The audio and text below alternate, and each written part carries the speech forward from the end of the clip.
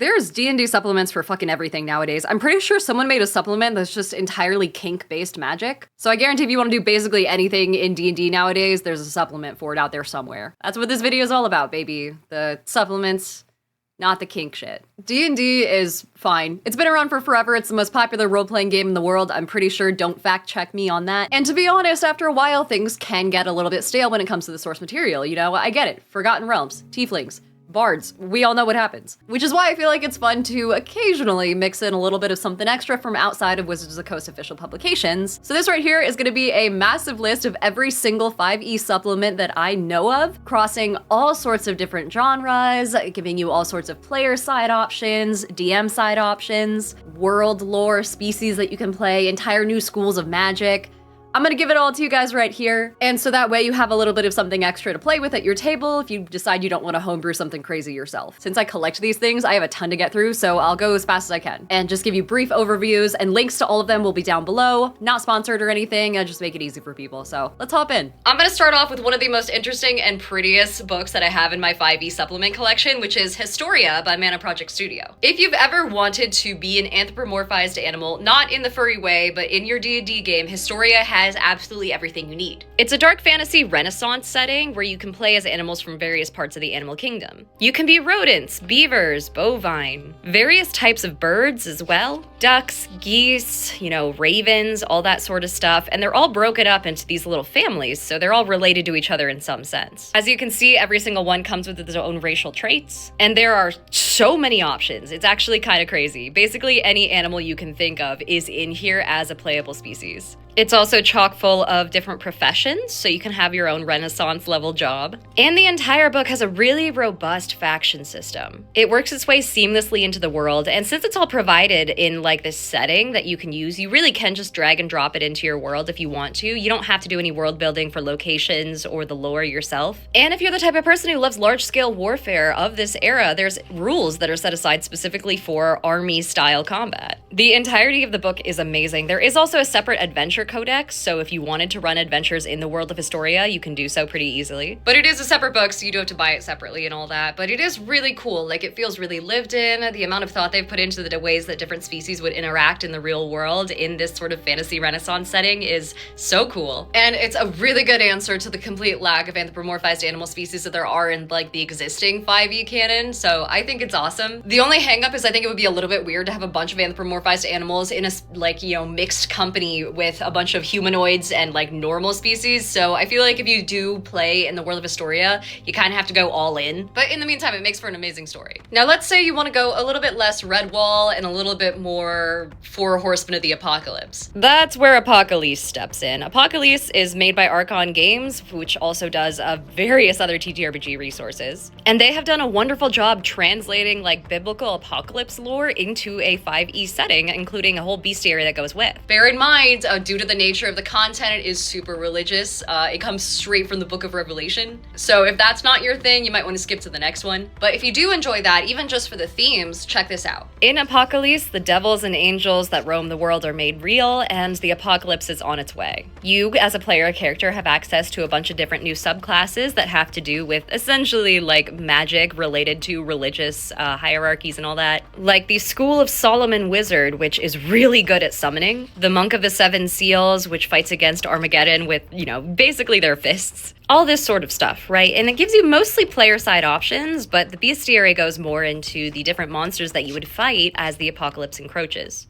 It talks about different religious cults that would give rise, the different angelic and unholy beings that you'd run into over the course of your adventures. And while the supplement itself does provide a lot in the way of like existing figures and locations that you can explore, I personally think it's better suited to layer over your world. So for example, if, you know, you happen to run a world where biblical type themes run rampant already, and you have, for example, a failed campaign where the party has failed to stop the apocalypse, then you can roll right into Apocalisse and start a a new campaign where the apocalypse is here, like the brink has already been crossed, and Apocalisse, the book, is going to serve as a guide to how the world has changed since then. So you can almost layer it over the top of your existing world, if that makes sense. That being said, just like basically any supplement, you really can pick it apart and just take what you need to drop into your world, so the occasional stat block or something like that, especially when you want your religious horror to get a little bit more intense. I am fairly sure there's also mechanics in this book for Apotheosis, but I'll let you explore that on your own. Next, let's talk about the Griffon Saddlebag, because we really can't not talk about it. Griff, the guy behind it, is amazing, and it's honestly one of my most loved books and most loved pieces of my collection, if you can't tell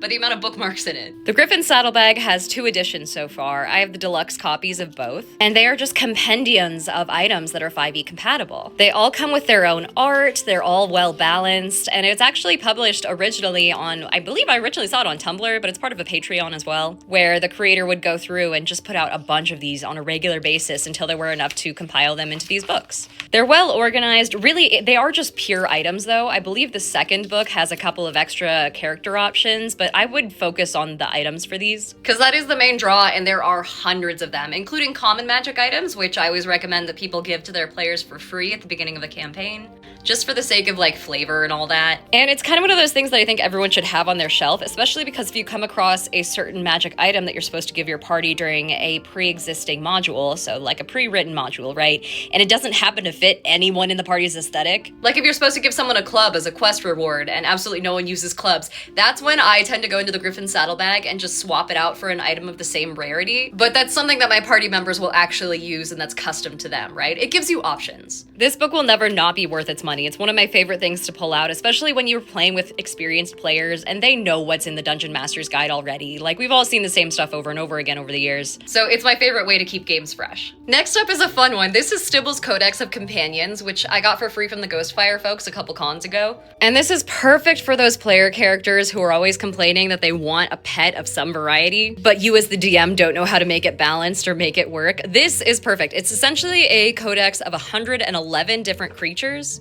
all of which can be tamed and trained and basically brought up alongside the party. It has just enough lore to get you going, and really there's something that appeals to absolutely everyone in here, no matter how creepy you want your pet to be. And it doesn't just toss a stat block your way and expect you to do all the work. It actually gives you rules on how to, bond with your companions, how to actually level up your relationship over time, and all the different benefits that you get from making new friends in this manner.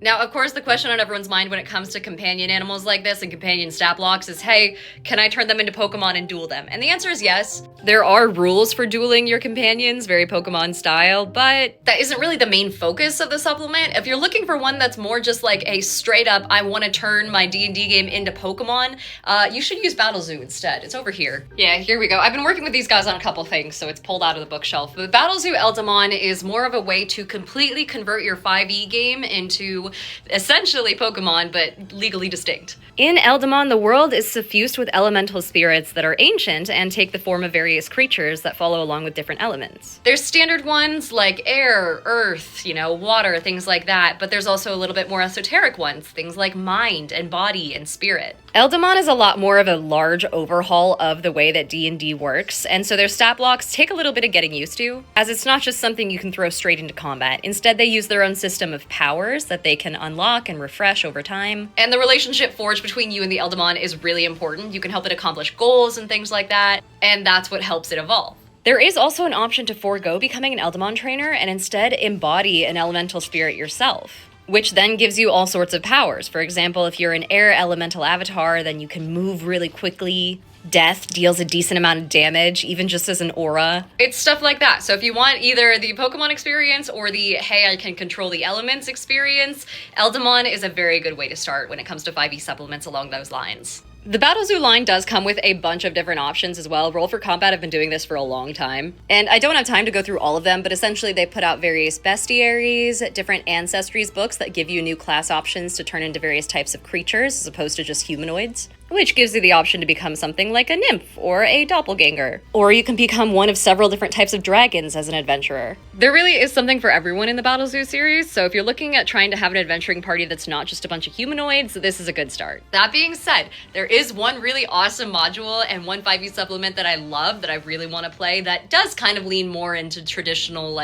species roles and doesn't provide a lot with regards to player character options. but instead it turns your game into Monster Hunter, and that is Heliana's Guide to Monster Hunting. Now this book is chonky. It's actually classified as a bludgeoning weapon inside the game itself, but it is the ultimate Monster Hunter like conversion for D&D. It gives you all these rules for tracking down monsters through hunts. So it breaks the hunt into various phases, where you learn about the monster, track it down to its lair, and then finally try and take it down. And the monsters come in various different, like, I guess difficulty classes as well, so you can adapt it to any level of party. Then once you take the creature down, you can harvest it for its parts, use those parts to craft things of your own, and even do a bit of cooking. And depending on what you harvest and what properties there are with those materials you get, you can imbue your new objects or food with different properties as well. And this book is comprehensive. If you like crunchy games and supplements, this is for you because it gets so specific as to even the types and like parts of the body that you harvest, all the things that the different organs do. And the book is full of all these pre-made adventures, including handouts that you can give to your party while they investigate, diagrams of the creatures. It's so cool. It's so cool. Now, Heliana's is incredibly comprehensive. Not only does it have the monster hunting things, but it also has monster training mechanics, so you can capture and raise a monster to be your familiar. As you become a better tamer, the monster basically has all these skill trees that you can pick up options from, and some of these guys are just so cute. Plus, there are a ton of new species, including the Lottle, which is one of my favorites,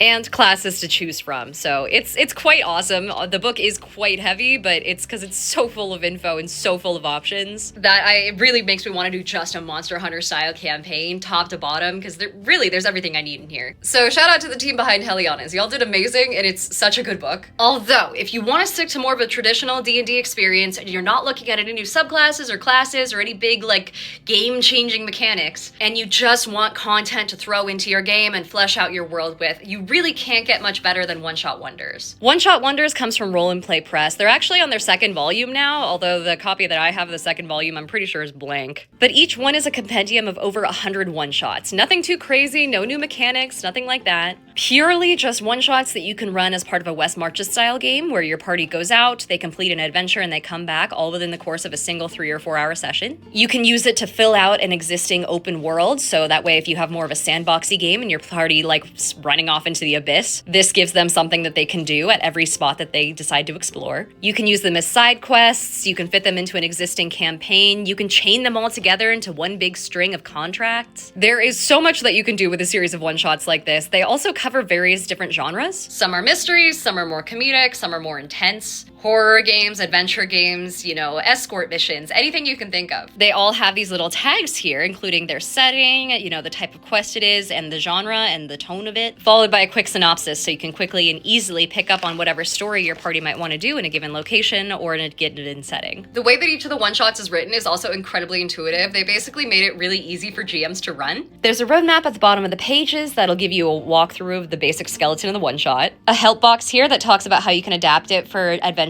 of different levels. And beyond that, everything else you need is condensed down into 1 or 2 pages. Key locations, key stat blocks, key characters. It gives you all the core stuff, and then you can fill in the rest of the details yourself in like absolutely no prep time. By default, they're all organized by location, and they actually correspond to all of the maps in the Roll and Play Press map library as well, if you've seen that around. But the maps aren't a hard requirement. I think you can get digital versions if you really want to as well. Really, the value of One Shot Wonders is that it's just stuff that you don't have to prep and make up yourself. It's just one shot after one shot after one shot, easy to drag and drop into a world. The last book I'm going to talk about in this video before I do a part 2 is Seven Sinners. I've talked about them before all over the channel because it's truly amazing to see like more adultish 5e content, and that's really what this is. Seven Sinners takes the 7 deadly sins and converts them into cults, major demons, and stat blocks for D&D 5e. It's by Mana Project Studio, so the same creator as Historia, and it turns the 7 deadly sins into their own like demonic counterparts, all of which have a little crown that you can collect and then merge them all together for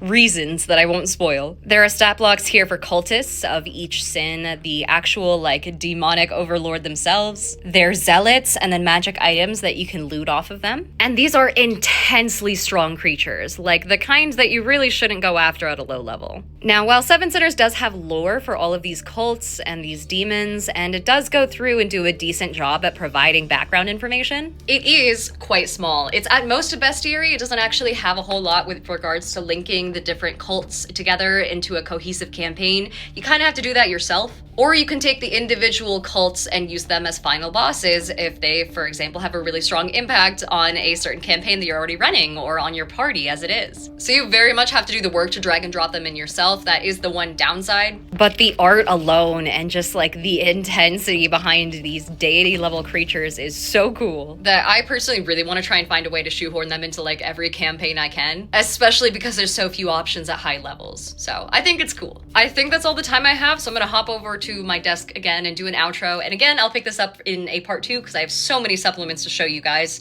covering absolutely everything you can think of. I feel like a lot of people's gut reaction when it comes to stuff like this is to be like, oh, well, if you want, you know, sci-fi in your games, then just don't play D&D. Or like, oh, you want to play as an animal? Play this system instead. And yeah, you can do that. In fact, I have an entire series talking about indie TTRPGs that aren't D&D, aren't Paizo, and that cover basically every genre you can think of. But it is also, and I want to acknowledge this, really fucking hard to get people to learn a new system. And D&D is just there. We all know it, we all love it. So sometimes it's easier to go for that. That being said, if you do want to explore something new outside the realm of the D20 system, check out that series over there. And in the meantime, I'll pick things up again next month talking about some interesting things in the board game realm. So be sure to subscribe and stay tuned for all that, as well as all these short forms that I put out on an almost daily basis, and the live streams that I have going 4 times a week for you lovely YouTube audiences out there. On Monday through Wednesday, that's 5 o'clock to 6:30 Pacific time on both desktop and mobile formats, and then for just a one-on-one mobile-only stream on Thursdays that's exclusive to YouTube, that's gonna be 5 to 5:30 Pacific. So yeah, there's tons of content out there. I'm always giving advice on how to get people into games like D&D and how to be better at them, little tips and tricks to become a better DM, a better player, and all that sort of stuff. And then also teaching you guys some stuff you might not have heard about. So again, like and subscribe. I hate saying it, but statistically it works. And I will see you guys in the next video.